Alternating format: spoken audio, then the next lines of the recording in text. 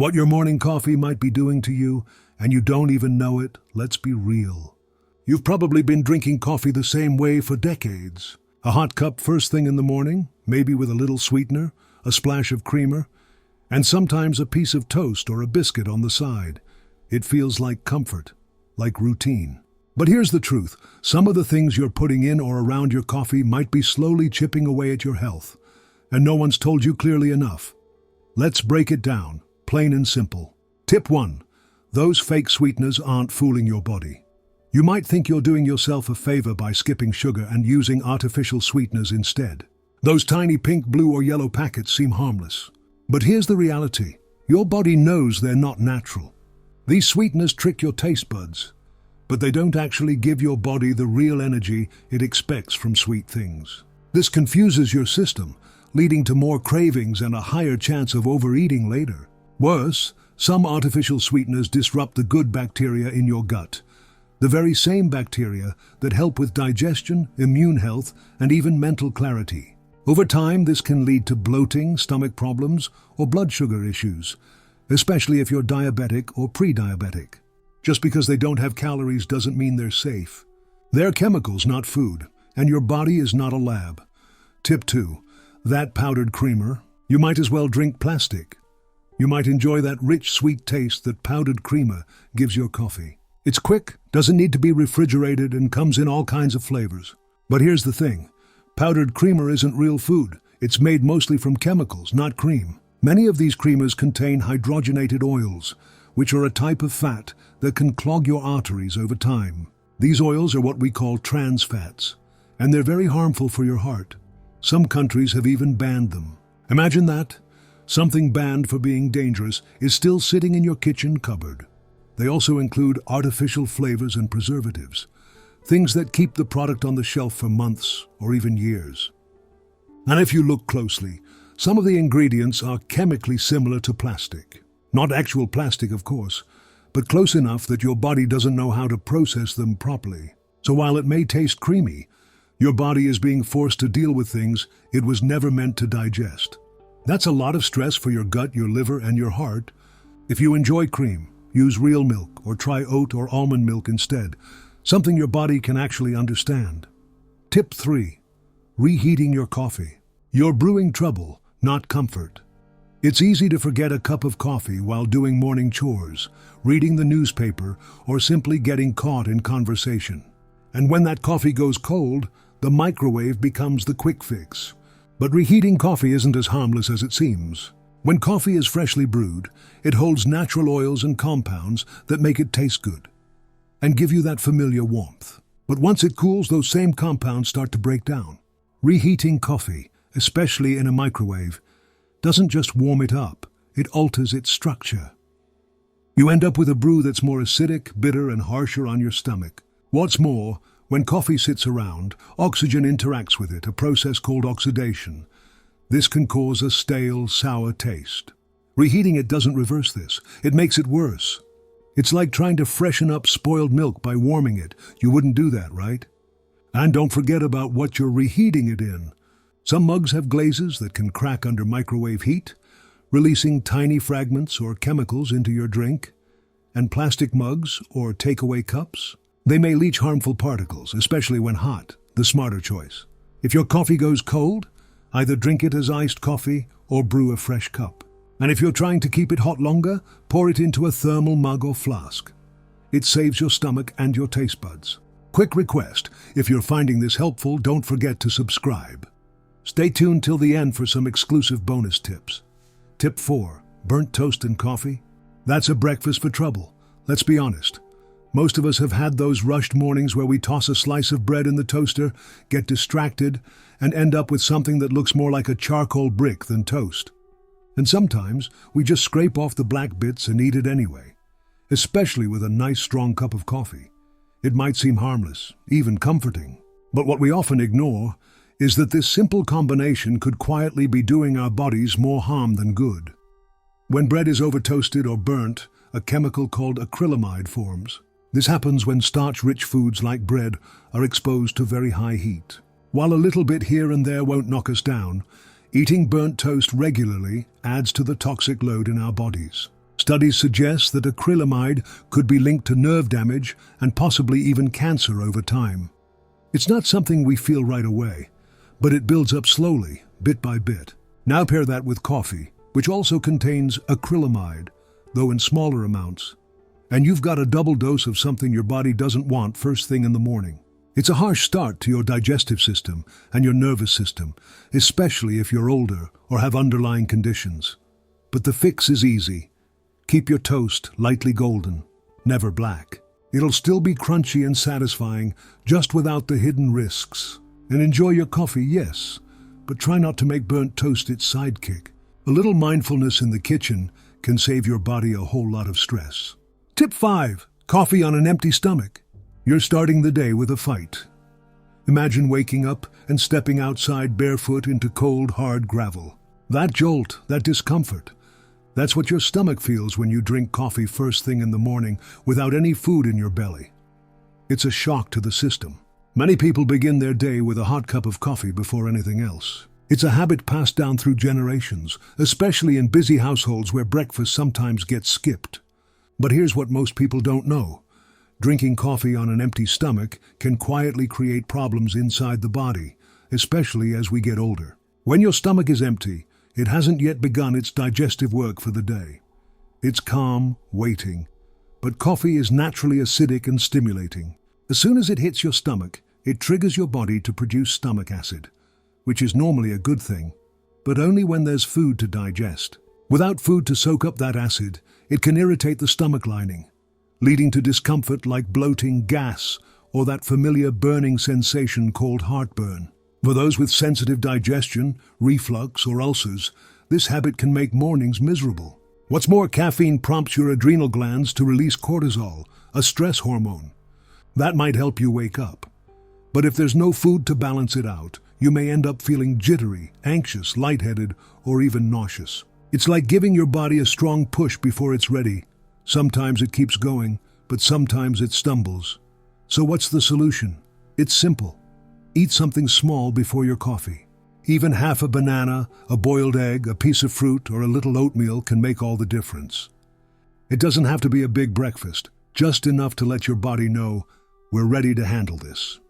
When you give your body a gentle, nourishing start to the day, coffee becomes your friend again, not a fighter in the ring. Now let me discuss a few bonus points, some extra details that might surprise you, help you, or simply make you think differently about that daily coffee routine. Bonus tip 1. The coffee cup itself might be harming you. Most people don't think twice about the cup they use every day for coffee. It's just a cup, right? But here's the truth. Your coffee cup might be leaking harmful chemicals into your drink without you even realizing it. Especially if it's made from plastic, melamine, or an old coated travel mug that's been scratched and worn down. When hot liquid like coffee sits in these kinds of materials, it can cause chemical leaching. That means tiny invisible particles from the cup's surface can break off and mix into your drink. Now imagine drinking that every morning, every day, for years. What starts as a small dose of BPA, formaldehyde, or industrial-grade plastic particles can slowly build up in your body. These chemicals are linked to hormone imbalance, digestive issues, and in some cases, even a higher risk of serious diseases like certain cancers. It's especially important for older adults to be aware of this because our bodies become more sensitive to toxins over time. What your system handled well in your 30s might be too much in your 60s or 70s. The solution is simple. Switch to safe, non-toxic mugs. The best options are ceramic, glass, or stainless steel.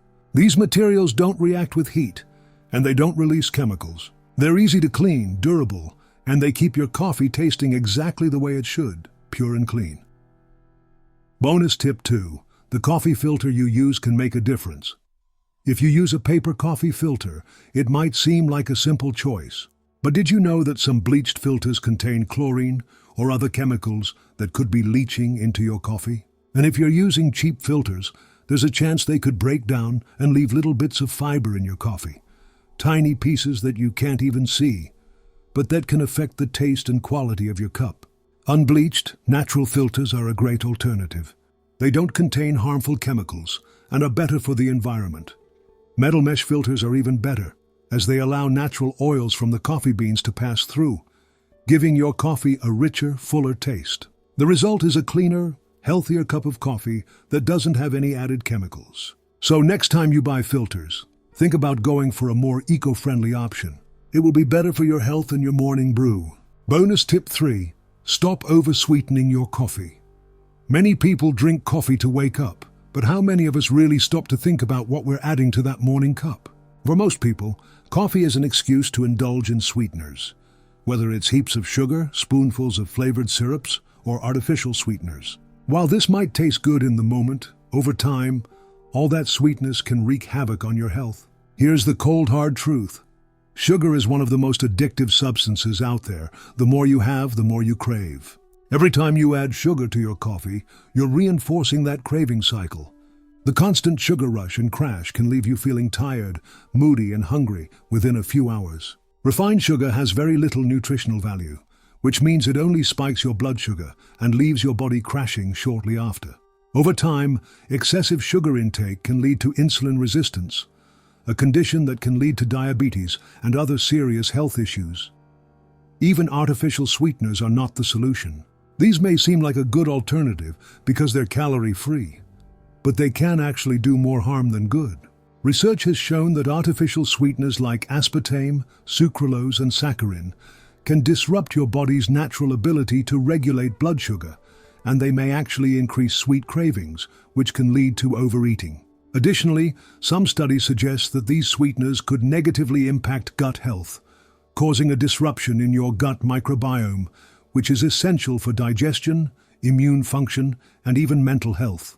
The best solution is to wean yourself off the sugar and artificial sweeteners and try natural alternatives. Start with reducing the amount of sugar you add slowly. Over time, your taste buds will adjust, and you'll notice that your coffee actually tastes better with less sweetener. Cinnamon, for example, can add natural sweetness without the added sugar. Not only does it taste wonderful, but cinnamon also has health benefits, such as lowering blood sugar and boosting metabolism. You can also experiment with stevia or monk fruit, natural plant-based sweeteners that don't spike blood sugar levels.